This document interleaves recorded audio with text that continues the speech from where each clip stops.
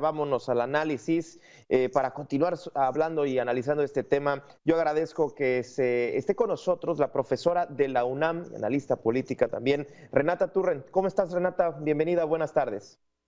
Hola, querido Gabriel, muchas gracias por la invitación, qué gusto estar por acá. Oye, Renata, gracias, bienvenida. Preguntarte, es una estrategia muy interesante que desde que se anunció, a mí en lo particular me llamó mucho la atención, sobre todo porque me parece que pocos gobiernos, me parece que ninguno había o había intentado o había buscado esta opción de tener, digamos, una especie de banco, una unidad bancaria para no nada más el tema de los programas, sino también pues ir más allá de las opciones que tenemos de la banca comercial, pero también esta aplicación o esta operación pues va enfrentándose a varios retos. Renata, ¿cómo podemos estar observando los objetivos de este Banco del Bienestar más allá de la teoría y la práctica? Sí, creo que es algo será muy interesante ver cómo va funcionando. Creo que el objetivo principal de este banco es dar espacio, dar el servicio a aquellas comunidades que históricamente no han sido beneficiarias de bancos comerciales, ¿no? Como tú ya bien decías,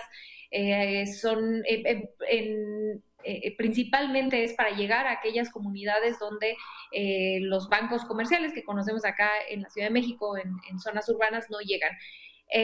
Esto además, entonces, esto le sirve al gobierno para tener presencia y poder entregar los apoyos sociales de los programas sociales que ya conocemos a todo el país, por un lado. Por el otro, bueno, y dar servicios financieros, por supuesto. Claro. Pero además de todo, esto también sirve para poder hacer frente a un sistema financiero muy excluyente como el que tenemos en México, ¿no? Entonces, ¿qué significa? Que las personas que no tienen acceso a crédito puedan acercarse al Banco del Bienestar y poder recibir, por ejemplo, los apoyos que se dieron ahora en pandemia, ¿no? De créditos a la palabra, etcétera. Entonces, esto también es una forma de hacerle competencia a un sistema financiero que no ha sido incluyente con toda la población.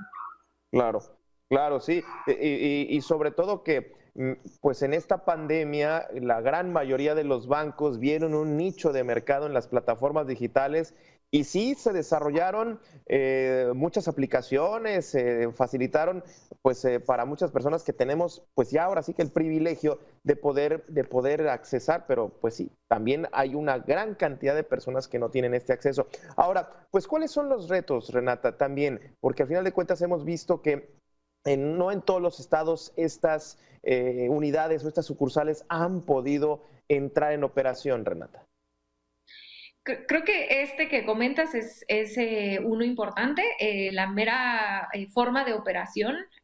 Ahora sí, no me encanta usar términos en inglés, pero el know-how, ¿no? Sí, El gobierno no estaba, digamos, en el negocio de los bancos y entrarle a aprender a una industria a la que al que no conoces, a la que estás entrando, pues va a tomar tiempo en cuestiones de saber operarlo de una manera eficiente. Eso definitivamente va a ser un reto.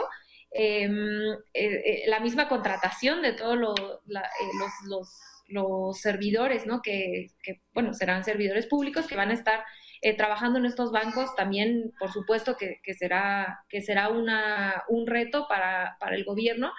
Pero que creo que al final de cuentas los beneficios superarán por mucho. No dudo que haya algunas dificultades en el camino, pero que se irán pudiendo resolver poco a poco y que nuevamente lo que decía yo al inicio, ¿no? Esto hará frente a un sistema financiero que jamás se ha acercado a la gente más pobre, que desgraciadamente en nuestro país es más del 50%, ¿no? oye, Renata, y ya el propio presidente ya inclusive también utilizó ya la palabra el know-how. Regresando a esta parte del sistema financiero, me llama mucho la atención, sobre todo en el sentido de que yo creo que también nos arrastraría también a empezar inclusive a aterrizar y a cuestionarnos qué tan educados estamos o habría falta una necesidad inclusive de pedagogía financiera, Renata. Es importantísimo lo que mencionas. Creo que esto es parte de lo que espero yo que se contemple, por lo menos como para los objetivos quizá mediano o largo plazo. Porque en un país como México, desgraciadamente, bueno, hablo de México, pero en realidad creo que en la gran mayoría de los países esto no se incluye como parte de la pedagogía que vemos, por ejemplo, en las escuelas, ¿no? En el currículum de las escuelas.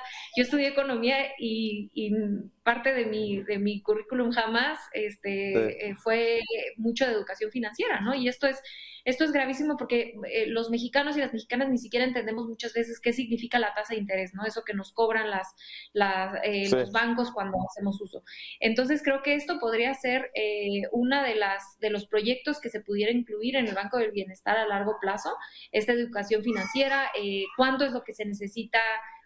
Obviamente una vez que las familias puedan cubrir sus necesidades básicas, de qué manera se puede empezar a hacer un ahorro, qué se puede hacer con los ahorros, qué significa una inversión, etcétera. Entonces esto sería un espacio de oportunidad que pudiera tener este proyecto a más largo plazo una vez que esté en funcionamiento, que me parecería excelente idea.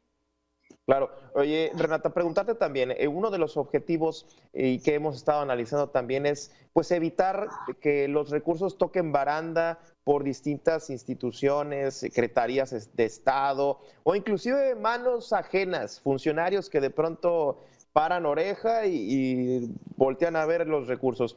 ¿Se podría también considerar una herramienta para combatir la corrupción que, digamos, sea algo directo, en el entendido de que pues la propia ciudadanía sabría usar pues estas herramientas financieras? Sí, totalmente, ¿no? Creo que esto es parte de institucionalizar esta idea que el presidente ha estado impulsando desde el inicio, que es los apoyos deben ir directo a la gente, ¿no? No debe haber intermediarios porque con los intermediarios acaba habiendo mocho. Entonces creo que este es un proyecto de institucionalizar este proyecto que tiene el presidente desde el inicio de su administración.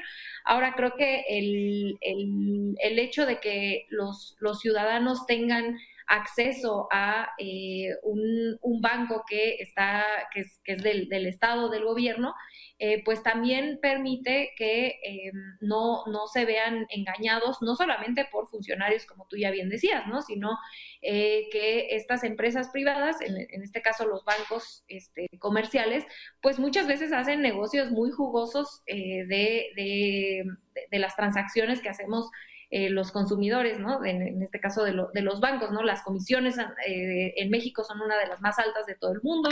Entonces creo que esto, como yo decía al inicio, el Banco de Bienestar ayuda a que haya competencia en estas instituciones financieras y que esto los negocios de los bancos pues sean, obviamente nadie está diciendo que no haga negocio, ¿no? Pero Claro. que no se abuse. Entonces creo que no solamente es para aquellos funcionarios que pudieran llegar a hacer moches, sino el mismo sector financiero, que dicho sea de paso, muchos, por ejemplo, ahorita que se usa de repente a Banco Azteca, que yo tengo muchas críticas al respecto y diferencias con los dueños de Banco Azteca, específicamente con el dueño principal. Sí. Bueno, pues se trata de hacerse un lado y poder ofrecer este banco a los ciudadanos. Renata Turren, profesora de la UNAM, te agradezco mucho este análisis y seguimos pendientes. Por cierto, sigo pendiente ahí de los análisis que haces y sobre todo los tweets también. Muchísimas gracias por esta charla. Gracias a ti, querido Gabriel, te mando un abrazo y a todo el auditorio. Muchas gracias por la invitación.